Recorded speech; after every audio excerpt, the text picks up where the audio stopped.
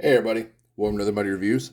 Today is Tuesday, and today is another kit review because Tuesdays are for geardos and fashionistas.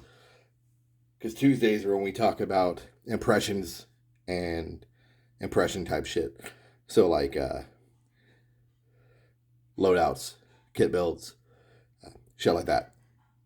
And we're still on the topic of Australia. And just like I promised, here's the DPDU video. So, what I've got in front of you on the table is an early is a relative term. This is a 2005 ADA made Australian shirt. This is a DPD field shirt. So this is in the earlier cut. So in my last video, I talked about the DPCU. If you haven't seen that, link below. You can go check that video out. Where I talked about DPCU, the Woodland Australian OSCAM pattern, DICKS and Bunnies for the initiated. And I mentioned that earlier they had a different cut, and I kind of over-exaggerated the slant of the pockets. It was minimal. But I didn't have one of these earlier model blouses in DPCU anymore. I'd gotten rid of it, and I mentioned I would talk about that in my DPD video, so this one we're going to go over real quick. So this is a 05 DPDU blouse.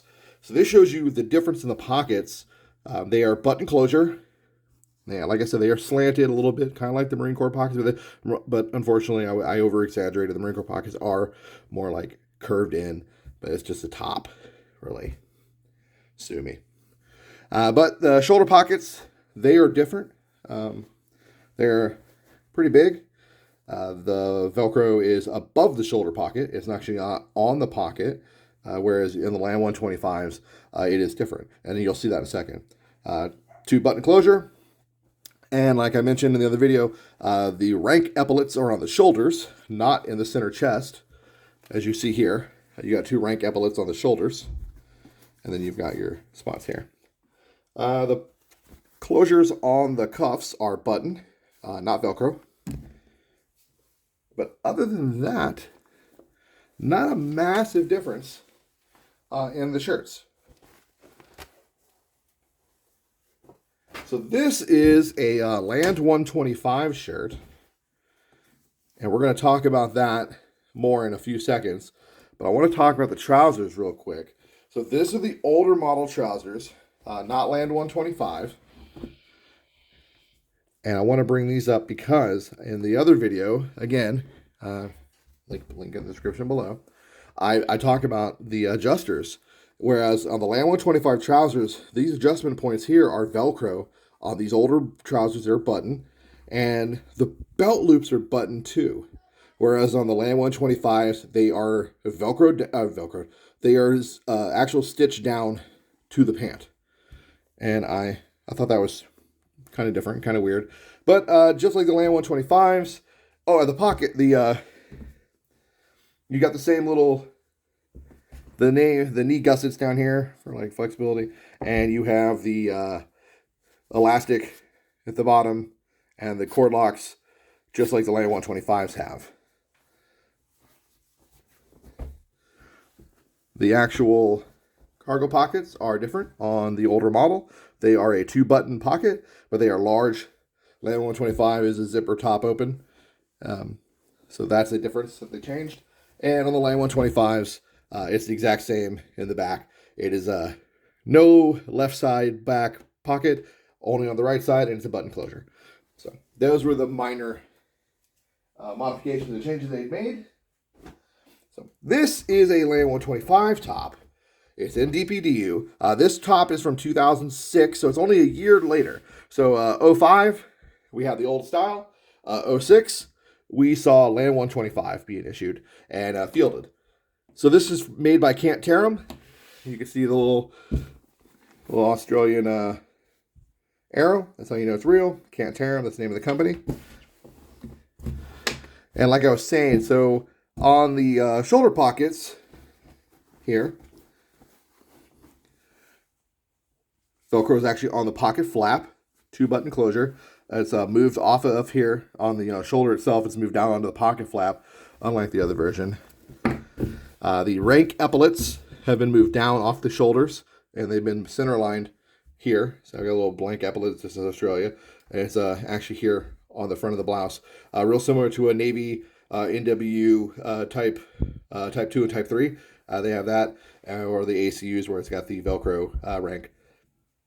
Some other countries have this too. Land 125, you've got a zipper entry, side entry chest pocket. Not going to go into too much detail. Talked a little more deep about it on my other video, which you can go to the link below and check it out.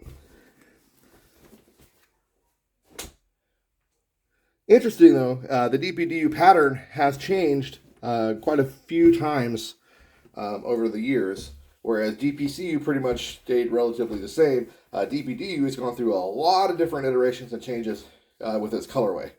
So I think that's kind of cool. So I think it's at least 3 or 4, maybe more.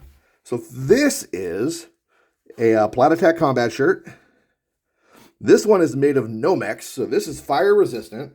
So unlike my other combat shirt from Platatac, which is an ACU stylish cut, was not fire resistant at all. The body material was this old style, like Under Armour shiny shoe would melt you. This body material is apparently Nomex of some type, and so is this material here. This is a FR Nomex as well.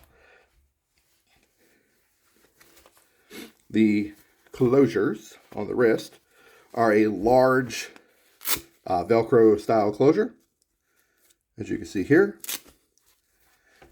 And the shoulder pockets are a decently sized shoulder pocket, similar to your ACU style shoulder pocket. Collar is actually quite big. Not a Mandarin collar, but it's a very large collar.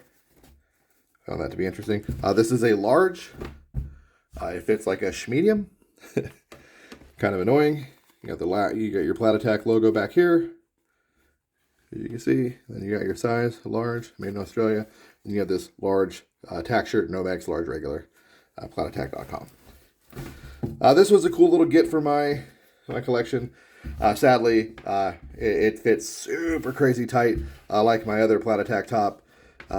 Definitely fits differently than some of the other Tactics I have, but the Platatac combat shirts, for whatever reason, are just cut really, really tight in the body. I don't know why, but it just is what it is.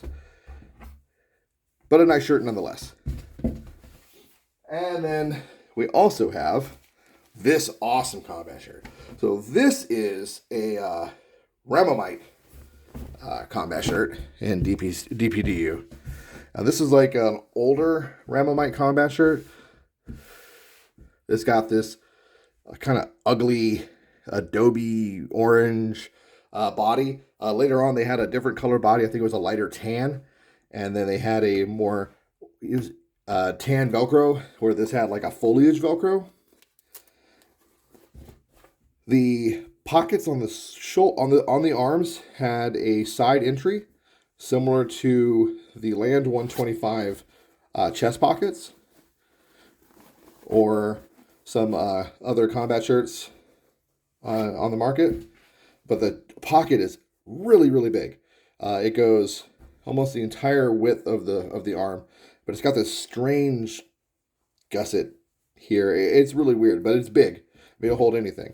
The underarm has got this nice mesh venting here, as you can see. And it actually does keep you pretty cool. I really like it. And it runs all the way down the side of the shirt. So it starts at the bottom and goes all the way up the underarm, and it creases in the footprint of the shirt as it goes up. The body material itself is a really nice soft t-shirt material. I'm not sure if it's FR. Actually, I believe it is, because it's merino wool. So that one of the things I really liked about this. So because it's merino wool, it should have some some natural basic FR properties. The cuff entry, pretty big cuff and cuff closure. So bring that over. It's pretty nice. I like it. The sleeves are really good sleeves. The Velcro panels are pretty large. They'll afford you pretty much any patch or any designator you need. And the collar itself is not too big. It zips all the way up and it's kind of angled. It's got a nice little downward slanted cut in the front, which I liked a lot. It gave you this much needed room for like you big neck boys like me. I did like how it kind of angles down where it's not just like straight across. That was just I don't know. It was a personal preference. I did like that. That's a feature I think I'd like to see in more combat shirts, is that style of neck. The back of the shirt, it's got the DPDU material going across the top of the shoulders, and then midpoint, it starts with the merino wool body itself. The cut is pretty decently generous. It's not super tight, not super loose. It's just a nice, it's a nice hang. And I mentioned in the prior video, I hate clingy material. That's real clingy to me. I'm a thick dude, and I don't like shit clinging to my body. I didn't like it when I played ice hockey, and I don't like it in the military. So I really like this style of combat shirt. It's a little looser, a little more comfortable. So yeah, but this Ramamite was a good get. It was going. They were on sale. Ramamite was like just getting rid of them. I think I got it for like $40 directly from them from Australia. And then inexplicably they stopped selling them for so cheap, and then suddenly ratcheted the price back up to their original selling price, which was considerably higher. So I was lucky to get it when I got it, and a couple of my buddies were able to score them too. So I was really happy with what I got, and it was the older model, which is what I saw in most photos, which made me really happy. And then lastly, we've got the issued boonie hat, like the bucket hat, giggle hat, whatever they call it. It's a little standard, like shorter brim bush hat style. This is a standard issued one. It's a DPDU made by SOS Marine. It's got an NSN number. It's got a little arrow, so you know it's real. Extra large because I got a big ass head, but nice hat. I like these. I like the way they fit. I like the way they look, and it matches my shit very nicely. So that is all I got for the DPDU. I appreciate you taking the time to watch this video, and I hope you enjoy the Australian gear, because this has been probably the biggest gear collection I had done in years, and it was probably my most labor-loved kit I've ever done. I have a ton of Aussie shit because I built a lot of Aussie kits, and I love Australian stuff. Thanks for watching. If you have any questions about any of the stuff I covered and want to know more about it, maybe I didn't cover something because I kind of just a little overview, a little brief, a little over fast quickness on all the pieces. Let me know. I'll try to answer any specific questions. Maybe dig deeper. But hit me up in the comments and I'll go for it. Get out there, man. Make some dope ass Aussie kits. DPDU, DPCU, give it some love because this shit fucking looks dope. Dicks and Bunnies for life. Take care, guys.